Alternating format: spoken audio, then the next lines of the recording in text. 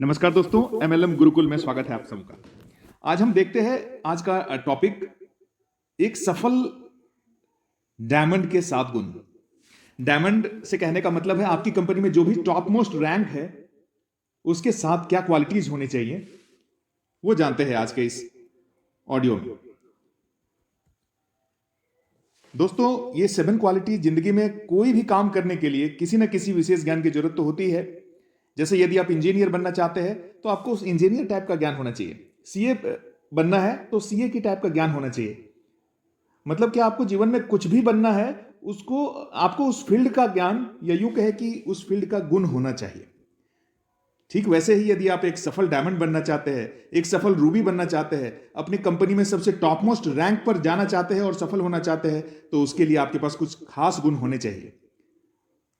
आज मैं आप सभी के साथ 7 ऐसे गुण बताने जा रहा हूं जो किसी भी व्यक्ति को अपने कंपनी में एक सफल डायमंड बना सकता है। सबसे पहला क्वालिटी आपके अंदर होनी चाहिए एक बर्निंग डिजायर, दृढ़ इच्छा की। यदि आप वास्तव में जिंदगी में किसी भी फील्ड में कामयाब होना चाहते हैं तो आपके पास एक प्रबल इच्छा होनी चाहिए। चाहे आप अपने फाइनेंस को ठीक करना चाहते हैं या अपने बिजनेस में सफल होना चाहते हैं, या आपको एक दृढ़ इच्छा होनी ही चाहिए। मैं आपको एक स्टोरी बताता हूं। एक व्यक्ति सुकरात से जिंदगी में सफलता पाने के मंत्र पूछने लगे। तो सुकरात ने कहा, ठीक है, आप अगले सुबह मुझे तालाब के किनारे मिलिए। वह व्यक्ति अगले सुबह ठीक उसी टाइम पर तालाब के किनारे पहुंचा। तो सुकरात ने उनको बताया कि चलिए ठीक है, पहले हम स्नान ध्यान कर लेते हैं, उसके बाद मैं बताऊंगा कि जिंदगी की सफलता का रहस्य क्या है। जैसे ही व्यक्ति पानी में गया, क्यों ही सुकरात ने अपने शिष्य को इशारा किया कि उसको दबा दो पानी के अंदर। सभी शिष्यों ने मिलकर उसका सर पानी में डुबोना शुरू किया। जब लगने लगा कि वो मर जाएगा, तब उसका शरीर नीला पड़ने लगा। तो सुकरात ने अपने शिष्यों को बोला, अब इसको बाहर निकालिए।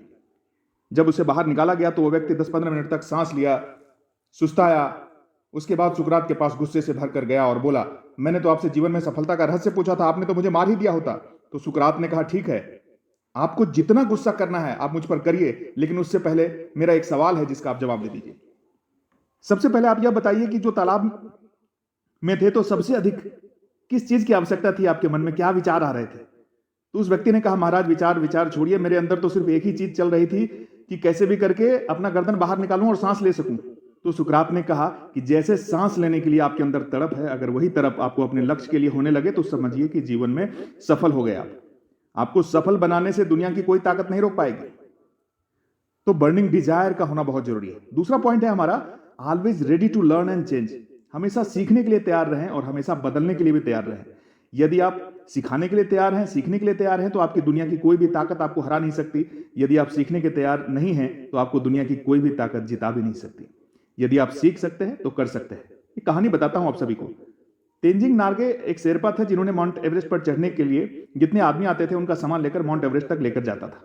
एक दिन तेंजिंग नार्गे ने निश्चय किया कि मैं क्यों ना माउंट एवरेस्ट पर चढ़ जाऊं। 1935 में पहली बार एक टीम के साथ माउंट एवरेस्ट पर चढ़ने की कोशिश की, लेकिन चढ़ नहीं पाए।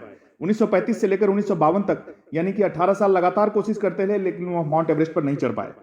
लेकिन एक बात थी, जब भी वो नीचे उतरते थे एवरेस्ट को देखकर एक बात बोलते थे, एवरेस्ट तू तो बड़ा पहाड़ है, तू ग्रो नहीं कर सकता, अपने आप को बदल नहीं सकता, मैं इंसान हूं, ग्रो कर सकता हूं, बदल सकता हूं, और एक ना एक दिन मैं तुम्हें जरूर फतह कर लूंगा।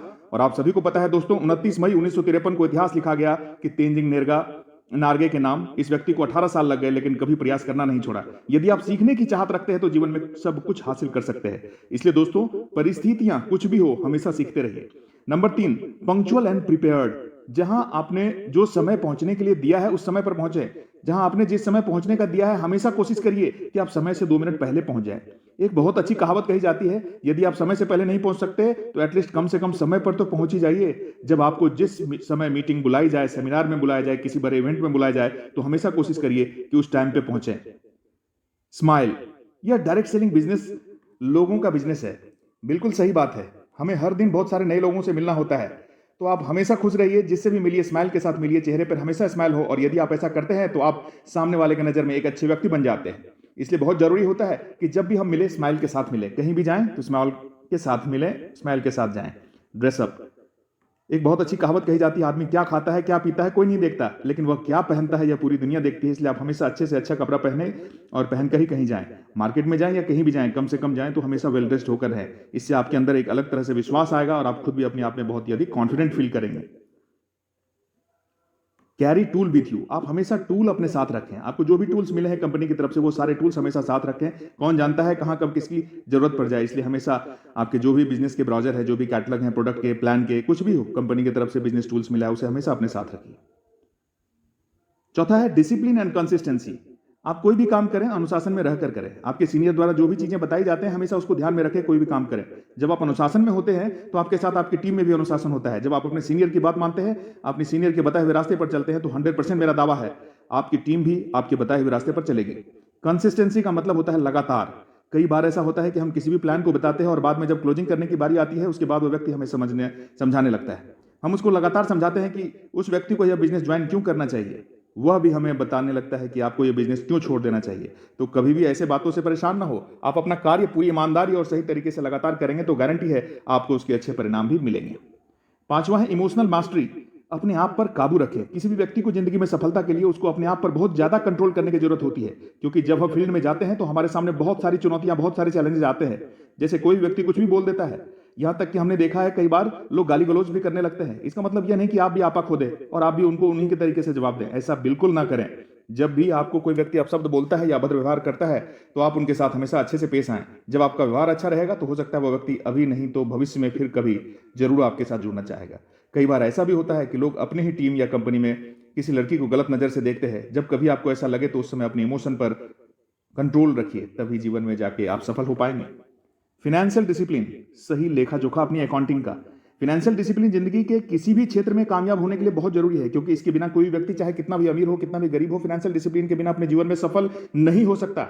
यदि आप नेटवर्क मार्केटिंग बिजनेस में हैं तो आपको सबसे अधिक जरूरत होती है फिनेंशियल डिसिप्लिन की, क्योंकि हमारे पास फील्ड से बहुत सारे पैसे आते हैं। उन पैसों का सही लेखा जोखा करना, सही तरीके से मैनेज करना हमको आना चाहिए। आप कभी भी अपनी टीम के लीडर के साथ उधार बाकी वाला काम ना करें, चाहे अपलाइन हो या डाउनलाइन। जो भी आपकी टीम के साथ आपका लेन देन हो वो तुरंत खत्म होना चाहिए। यदि आप उधार के बाकी लेन देन करेंगे तो हो सकता है आपको आगे चल के बहुत बड़ी दिक्कतों का सामना करना पड़े। इसलिए हमेशा अपने हिसाब किताब को दुरुस्त रखें, अपने सीनियर और जूनियर से साफ सुथरा अकाउंटिंग रखें।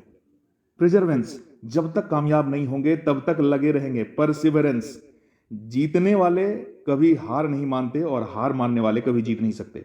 आप जिंदगी के किसी भी फील्ड में क्यों ना हो, हर फील्ड में यह बात लागू होती है, क्योंकि कोई भी सफलता रातों रात नहीं मिलती। हर सफलता के पीछे किसी व्यक्ति का सालों का मेहनत छिपा होता है। और यदि आप नेटवर्क मार्केटिंग में हैं तो आपको सबसे अधिक जरूरत है परसिवरेंस की।